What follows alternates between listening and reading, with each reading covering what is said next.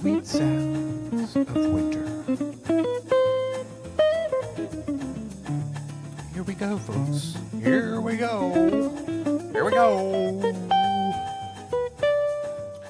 So it was interesting. Doing a lot of usual running around today. I just sat down. It's like almost 4:30 now. And this is my first time like sitting down all day long. All day long. Once again, it's like suddenly got wintry here. And again, this morning, I was out in the forest doing my normal crazy exercises with a bunch of weights strapped to me. It was very empty in the park. Wasn't a lot of people there. I had just a handful of cars. Usually there's way more cars. It's very cold. It's in the upper 20s. Only a crazy person like me is going to be out there walking around. So I'm doing my things, a couple miles in, way far down in the park, and coming around this one trail. There's this woman, like right there. She's in this really long purple coat going almost down to her feet, and she has this like cane. She has this like look on her face, like I don't know where I am. This confused kind of a look. I'm like, what are you doing here? Like miles from anything. Apparently she was okay though. Out stumbling along. You're all right. She said she was all right. So I kept zooming on by, bumping into somebody in the middle of nowhere in the forest. So a weird start to my day there. Then all this cold weather. I have a bad hose bib on the side and it leaks, and then haven't gotten it fixed. So we're getting these splitters on the outside so I can stop the water, not by turning the handle, but on the splitters, which works okay. But apparently it was so cold that even though this thing was brass, it kind of blew up. So the water was dripping out again. So I had to race, try to find a hose bib, which I couldn't find one, only a plastic one. So as soon as it freezes again, that's probably going to blow up. So I had to order a brass one. When that comes in, I'll swap it out. So I'm out there in the 30-degree weather with water going all over me. Didn't really eat anything. Grocery store, and I'm making a meatloaf. So when we're done with here, I'm going to start making meatloaf. So by the time I usually stop running around, it's 6:30 or so. I'm like tired. It's like a long day. I think it was up at 6 this morning. There's a lot going on, people. But here we are, recording the show today. And today's a little bit of a fun episode for you. And so we're going to chat a little bit about that, have a little bit of fun. Then I'm going to cook my meatloaf, sit down, relax. Feels like snow. I wonder if it's going to snow today. Sky's very gray. It's very cold. It has that snowy smell in it. So that's a bit about what's going on. And if you're new here, my name is Michael. I am a women's photographer from New Jersey and worked with hundreds and hundreds of women through the course of my career. And we have a little show to answer boudoir questions because it's a wild and bizarre universe out there with photographers, and we want you to be safe, have a good session. And if you've listened to this show at all, you know it's not that simple. It's rolling the dice. So we want you to know what you have to ask, have the right ammunition to go after these crazy boudoir photographers, and that way you wind up with a good session and good results, and you walk away with a positive experience. So that's what we do. Every week we have a little bit of chat, just me and you and a couple hundred people that download this show, and just our little group. It's just us, just the girls. So that's what we do here today. And I don't know if you listened to last week's show. That was a pretty good show, and it was all about, if you could ask a photographer one question only, what's the most important question you should be asking that boudoir photographer? And I'm not going to tell you what it is. You have to go back after you listen to this episode, go back and listen to that one. You'll be like, oh yeah. So every week we're bringing you good information. So thanks for coming in and tuning in and stopping by. And I'm not giving you any meatloaf, but I will tell you this January is starting out to be a bit wacky. And I guess maybe, like in January, suddenly a bunch of people decide, I'm going to the gym, changing my life, going to the gym. So like the gyms are like overrun for all these people that last like a week or two, and then they give up and they go back to their regular life. I think, like I talked about the last week or before, that's kind of like what it is in photography a bit. Get bombarded by people and they have to come in January, have to come in now, have to come in now. So I had a couple women, I have to come in January, I want to do this right away. And I'm like trying to find scrambled dates, and I have to coordinate makeup people if they want makeup and my venue. And so doing all this running around and date. Oh, that's a good date. I'll take that date. Send out the bookings. And I only give them a couple days to complete this booking, because otherwise, especially when it's short notice, because you're making that decision right away. Other people, I need a day, fast. It has to be in January, by the end of January. So I had a couple people, and I'm like scrambling around, and none of them are completing their bookings. Like, what's going on? Making me do all this work, and then you just let it expire? People, please. What are you doing? I'm always trying to chat with people too. I don't want to waste their time, waste my time. So I'm checking budgets. Everything's good. Talk to them a little bit, and everything is fine. And, poof, and they disappear. But that's how it goes sometimes. It's just how it goes. So I've had a bunch of poofers and no bookers in January so far. I don't know what the heck is going on with you people. Just stop doing that. It bothers me. Wastes a lot of my time. So that's what I've been dealing with these past couple days, just like scrambling around like a crazy person. But that's kind of what it is. And, that's the boudoir world we live in. And, it's interesting because, like, I think I was chatting with originally the topic of the show. It may have been a client, and I don't remember. It was maybe last summer. It wasn't too long ago. And I was with somebody, now I don't remember who, and they're like, you must work with a lot of people. I'm like, yeah, it's a lot of people. And she was asking me, like, who's the craziest? Like, which group is like the wildest of all the women you work with? And I was like, So I remember we were chatting about that for a bit. And then, so I thought that would be a fun question for this week's episode. Like, which group in boudoir tends to be the wildest? So I thought we'd have a fun chat about that. Of course, the answer is very easy. It's Asian women. Asian women. What? My producer. Not what you mean. Not like that. But they are. You mean like, means something different. He means, is it going to be brides, single women? I see what you're talking about. I don't care what they say. It's still Asian women. They're the wildest.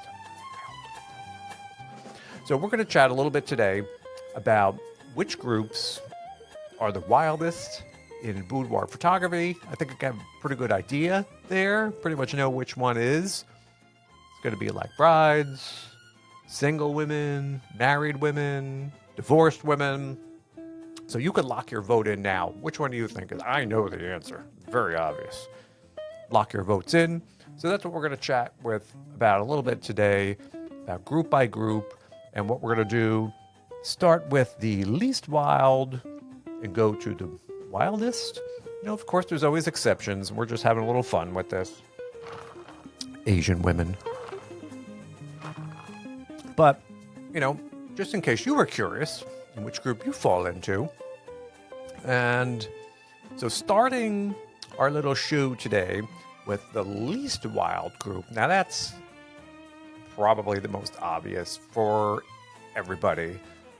The least wild boudoir group are brides. Brides are very simple. Brides are my favorite. They do not frighten me. When I'm contacted and booking all these women getting married, I pretty much know exactly what's going to happen. They want cute. They want romantic. They want sentimental. They want elegance. They're making a gift to give on their wedding day or wedding night or whenever they give this. It's easy. It's simple. The brides want just a classic, timeless beauty. They're not frightening to me. They're not asking me to do anything that I'm like surprised about. It's very simple. We're doing portraits, beautiful lingerie, sometimes bridal lingerie. We get these nice fancy schmancy albums. It's a pleasant experience for me. Their wildness level is low. It's not a lot of crazy stuff going on with brides. So when I get those inquiries, getting married, I'm like, easy. I know exactly what's going to happen. Mike is fine. No stress. Very simple poses. Very good. That's what I like. Brides. Brides are simple. Now, after the brides, and it's not too much of a step up, believe it or not. It's maybe a little bit of a step up.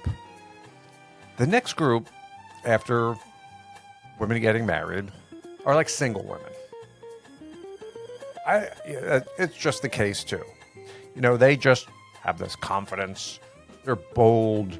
They may be willing to experiment a little bit and come in sassy.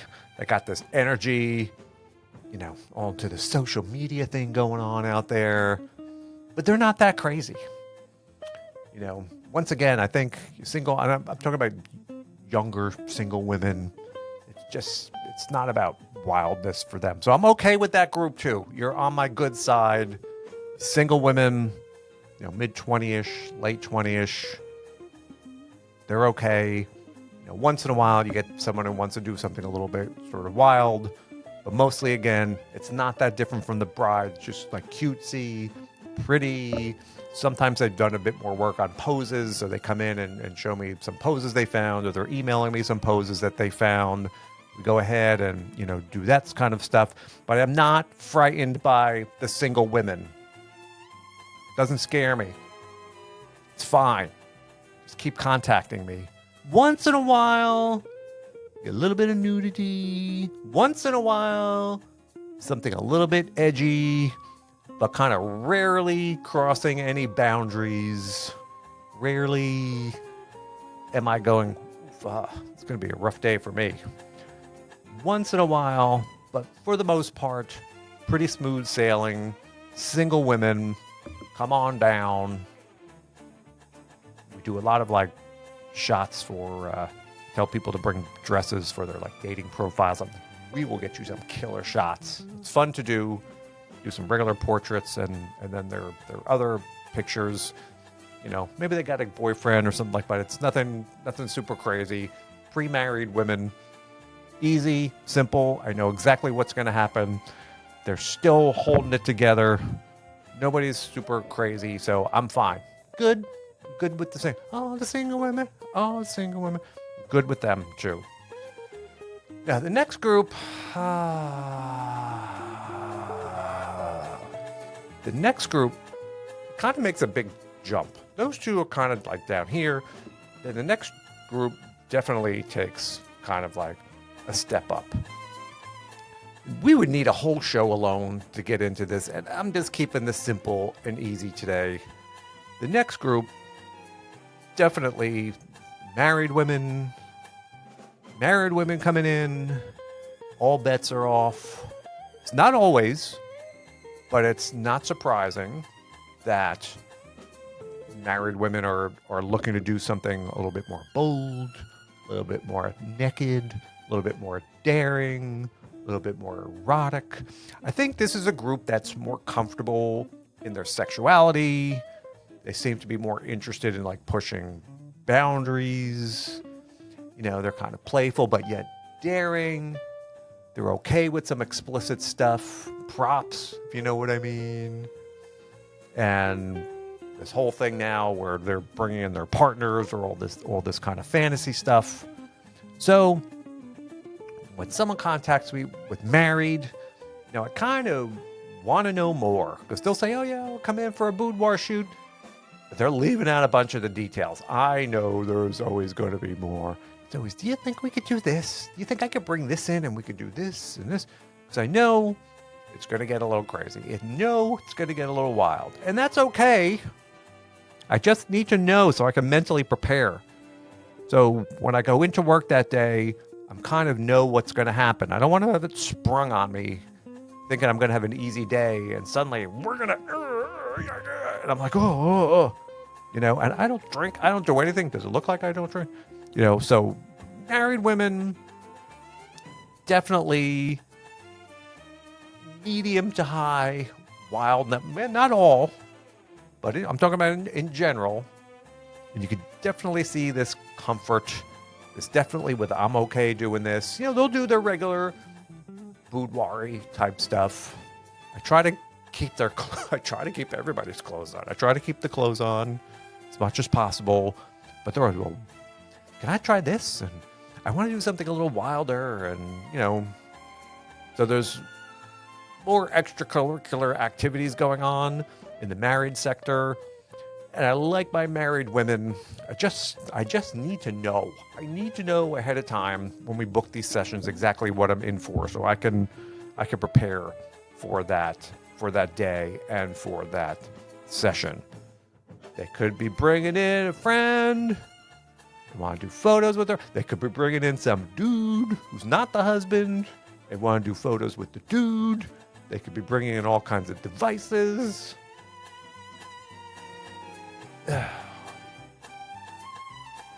So, but that's how it is.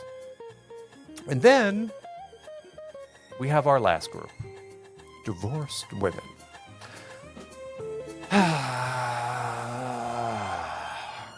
So,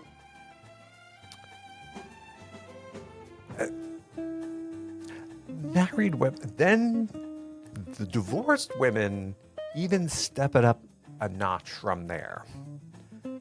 So, whereas with the married women, there's a chance I could get through those sessions just with regular boudoir stuff. With the divorced women, there's no shot in hell. No chance for me. I know it's going to get all freaky. Things are going to be going on. It's just their way of letting it all out there. So I need time to prepare for those type of sessions. They're like reclaiming themselves, reclaiming their confidence. They're completely embraced their sexuality. They are celebrating their freedom. They're back on the market, or they're back in action. They're just letting everything go. They're energetic. They're about empowering themselves. They're very exploratory. Is that the right word? Erotic videos, sex toys, and the like. So, boudoir with divorced women, definitely like the wildest group. It's more often than not, it's going to be like, hey, Mike, I have this new gizmo, and could we film it with... So, yeah. And then, it's my job to try to make all the stuff still look cute and sophisticated and fun and, make it look kind of boudoir-y. So that group, though, maybe I should have a checkbox on my contact form for are you divorced? If they check that box off, then that way I know.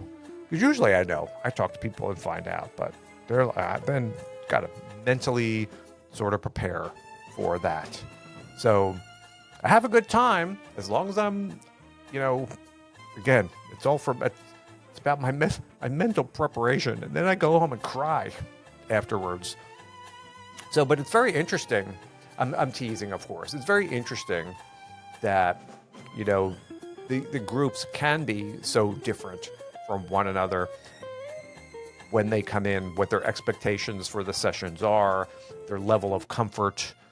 The thoughts of one are nowhere near the thoughts of the other, and trying to ramp things up and to do things. And it always was sort of very interesting to me how different these groups are. And see, that's the one good thing about boudoir. It's all about your individuality and creating that session that matches your personality and what you want to get out of it. There's no right, there's no wrong way to do a boudoir shoot, and every session is unique. And that's the interesting thing about my job, is that every person I meet sort of has their own story and what they want to get out of the session. And sometimes you think things are going to be crazy, and it's so person to person. One person may say, oh, I want to do something wild, and their wild isn't even wild. It's also relative to the person.